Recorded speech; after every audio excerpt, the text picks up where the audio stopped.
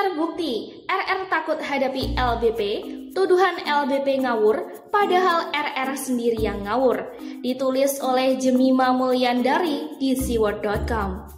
Hari ini saya ngakak sengakak-ngakaknya saat membaca sebuah berita yang menyatakan jika Rizal Ramli berubah pikiran. RR menyatakan tidak akan hadir dalam perdebatan yang jadwalnya diubah oleh Kementerian Koordinator Bidang Kemaritiman dan Investasi dari sebelumnya 24 Juni 2020 menjadi hari ini Kamis 11 Juni 2020 pukul 9.30 waktu Indonesia Barat. RR berkilah, RBP tidak berkoordinasi dengan dirinya. Rizal Ramli tidak akan hadir, itu mah ngawur, keputusan sepihak, kata RR pada Kamis 11 Juni 2020. Inilah yang namanya ngawur teriak ngawur. RR sendiri yang ngawur tapi malah menduduh LBP yang ngawur. Sejak kapan ada jadwal-jadwalan, pengubahan jadwal, koordinasi, bahkan keputusan sepihak dari LBP? Sementara jadwal tanggal 24 Juni 2020 yang dimaksud RR tadi adalah jadwal sepihak yang justru dibuat RR dan gerombolannya sendiri tanpa persetujuan LBP. Siapa yang bersikap seenaknya sendiri sudah terlihat sangat jelas di sini. RR menuduh LBP ngawur, padahal RR sendiri yang ngawur. RR menuduh LBP memutuskan sepihak, padahal RR sendiri yang bersikap seenaknya sendiri secara sepihak sejak awal. Lagi pula RR kan pihak pengkritik yang merasa paling benar sendiri selama ini. Orang merasa paling benar seperti RR harusnya siap bertemu kapanpun juga. Mau sekarang, besok, lusa, atau kapanpun harusnya ya siap. Seharusnya data-data RR yang melandasi kritikan RR selama ini kan sudah ada. Lalu kenapa RR harus menolak diajak LBP ketemu hari ini? Saya tidak bisa menemukan alasan yang cukup logis dari penolakan RR yang seperti ini selain takut. Sedangkan pihak LBP sendiri selaku menteri aktif jelas punya banyak tugas setiap harinya. Bukan cuma ngurusin nyinyiran RR. Harusnya RR bersyukur dan memanfaatkan kesempatan ini sebaik-baiknya saat LBP memberikan waktunya untuk menanggapi RR. Jadi begini ceritanya. Awalnya LBP selaku Menteri Koordinator Bidang Kemaritiman dan Investasi menantang pengkritik utang negara untuk bertatap muka dengannya terkait penambahan utang negara selama pandemi virus corona. Beberapa hari setelah itu muncullah sebuah flyer yang menuliskan Don't Crop mempersembahkan debat hutang negara Dr. Rizal Ramli versus Luhut Binsar SNI. Semua huruf di flyer tersebut ditulis dalam huruf kapital dengan ukuran paling besar di kata debat. Dan kemarin muncullah sebuah berita yang menyatakan jika RR siap menggelar debat dengan LBP terkait persoalan hutang negara hingga ekonomi. Bang Rizal ini akhirnya bersedia menjawab tantangan Luhut Panjaitan. Namun, syaratnya dari Bang Rizal yang disampaikan ke Prodam, jaringan aktivis yang merayu RR untuk menerima tantangan LBP, itu bahwa debat bukan hanya persoalan hutang negara. Dia meminta juga pertanggungjawaban debat soal kebijakan ekonomi kabinet secara keseluruhan. Kata perwakilan RR, Adi Marsadi, Rabu 10 Juni 2020. Keadaan jadi tambah ngawur saat kubu RR kalap heboh sendiri menyiapkan promotor, tanggal, tempat, sekaligus juri untuk berdebat sebagaimana bisa kita simak dalam akun Twitter Don Adam, @donadam68 yang mengatakan, sebagai promotor debat @Ramli Rizal versus LBP, saya sudah tetapkan waktu debat Rabu 24 Juni 2020. Tempat dan juri debat akan ditentukan, kemudian menunggu kesiapan dari timnya LBP. Apa-apaan ini? Ingin bukti betapa ngawur dan seenaknya sendiri sikap RR? Ini bukti dan penjelasannya. Mari kita simak tindakan per tindakan dan kalimat per kalimatnya. Pertama, menyeret Busri seenaknya sendiri secara sepihak. Perhatikan flyer yang dibuat dan disebarkan pihak RR. Ada nama dan foto Busri Mulyani di situ. Tidak ada hujan, tak ada angin, nama dan foto Busri tiba-tiba muncul di flyer dan dibuat RR dan gerombolannya. Memangnya LBP sejak awal ada bawa-bawa nama Busri? Enggak tuh? Pertanyaan selanjutnya adalah, apakah pihak RR sudah ada kesepakatan dan izin dari Busri untuk mencantumkan nama dan foto Busri di flyer tersebut? Perasaan nggak ada deh ya. Nama dan foto Busri dipakai seenak udelnya sendiri oleh pihak RR. Ini buktinya.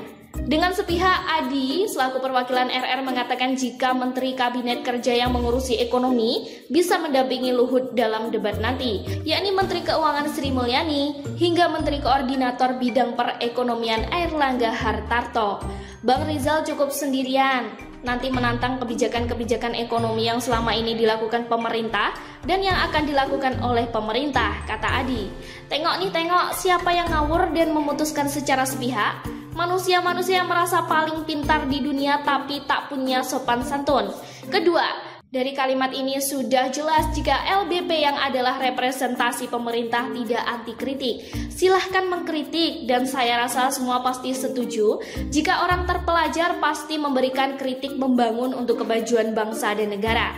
Bukan kritik menjatuhkan syarat dengan kenyinyiran yang hasilnya sudah bisa ditebak pasti membuat gaduh rakyat. Rakyat dibodohin dan dibohongin seperti yang LBP bilang dalam pernyataannya. Jadi sudah jelas tantangan ini diberikan LBP pada pengkritik utang negara yang punya tujuan busuk membodohi dan membohongi rakyat. Tantangan LBP tidak ditunjukkan untuk para pengkritik yang memberikan kritik membangun untuk negara.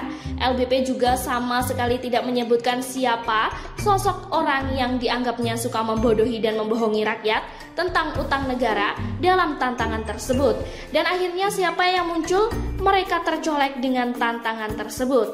Sosok tersebut adalah Rizal Ramli. Jadi sudah bisa disimpulkan jika tindakan RR yang seperti ini adalah tindakan orang kalap yang sedang panas hati. Makanya jadi ngawur tidak bisa mencerna dan mengartikan sebuah kalimat dengan baik.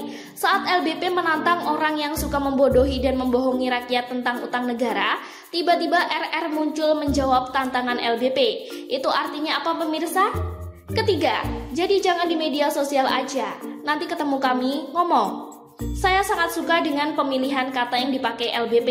LBP mengatakan kata ketemu dan ngomong. Dari sini sudah terasa ada aura bijak mengajak tatap muka bertemu dan bicara baik-baik membahas utang negara. Angka-angka yang kerap dijadikan pembodohan dan pembohongan publik akan dijawab langsung oleh LBP memakai data dan fakta. Datang, ketemu LBP, ngomong. Jelas sekali sebetulnya ya, undangan LBP ini. Sekarang mari kita lihat tanggapan RR selaku orang yang merasa tercolek dengan tantangan LBP. Dengan huruf besar ukuran besar flyer menanggapi tantangan LBP tersebut dibuat dan disebarkan. Tertulis di situ debat hutang negara. Di mata saya tanggapan seperti ini jelas nggak nyambung. Siapa sih yang ngajakin debat? LBP ngajakin ketemu dan ngomong, bukan debat. LBP kalem-kalem aja ngajak ketemu dan ngomong. Ditanggapi dengan respon debat oleh RR. Pihak manakah yang ngegas? Tidak bisa membaca iktikat baik orang lain, jelas terlihat di sini. Dan setelah LBP menanggapi serius kata debat yang sudah dilontarkan RR dengan mengundang RR dan dosen senior Fakultas Ekonomi Universitas Indonesia, Jamester Simartama, Jamester sendiri yang memang ingin datang ke acara debat itu, melalui pesan singkat untuk hadir dalam debat tersebut pada hari Kamis 11 Juni 2020 pukul 9.30, justru RR sendirilah yang tidak hadir sambil berteriak-teriak flying victim, menuduh LBP ini dan itu. Keempat, Luhut mengaku ingin berbincang terkait penambahan utang negara selama pandemi virus corona. Batasan hal yang akan dibahas sudah jelas, diberikan LBP yaitu tentang penambahan utang negara selama pandemi virus corona. Sekarang mari kita lihat tanggapan RR yang justru mengajukan syarat agar menteri debatnya bukan hanya soal utang negara, tapi juga tentang kebijakan ekonomi kabinet secara keseluruhan. Jika RR memang ingin meminta pertanggungjawaban debat soal kebijakan ekonomi kabinet secara keseluruhan, RR jelas ngawur salah orang. Niat busuk RR jelas terbaca hendak menantang Presiden Jokowi selaku penanggung jawab ekonomi kabinet secara keseluruhan. Pertanyaannya sekarang adalah siapa dan dalam kapasitas sebagai apa RR sampai bisa meminta pertanggungjawaban seperti itu? DPR bukan. RR itu cuma rakyat biasa seperti kita. Yang membedakan RR dengan rakyat jelata adalah RR mantan menteri. Pernah dipecat pula. Sampai di sini terbukti lagi dengan sendirinya betapa ngawurnya RR. Ngawur plus kurang ajar. Kelima, nanti ketemu kami ngomong. Nggak usah ngomong di TV lah, ketemu saya di sini. Ucap LBP sudah jelas dari awal tidak usah ngomong di TV. Sekarang mari kita lihat tanggapan kubu RR yang sudah heboh sendiri menyiapkan promotor, tanggal, tempat, sekaligus juri untuk debat. LBP ngomong apa, RR nanggepin apa. Ngawur dan seenaknya sendiri memutuskan semuanya secara sepihak. Gak nyambung lah jadinya. Lalu orang gak nyambung seperti ini mau ngajakin debat pakai promotor dan juri segala. Gaduh bikin malu bangsa dan negara ujung-ujungnya.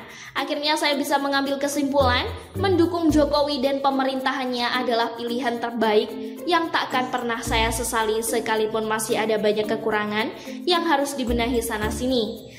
Saya tak bisa membayangkan apa jadinya NKRI jika dikelola orang-orang ngawur dan seenaknya sendiri seperti RR dan gerombolannya ini.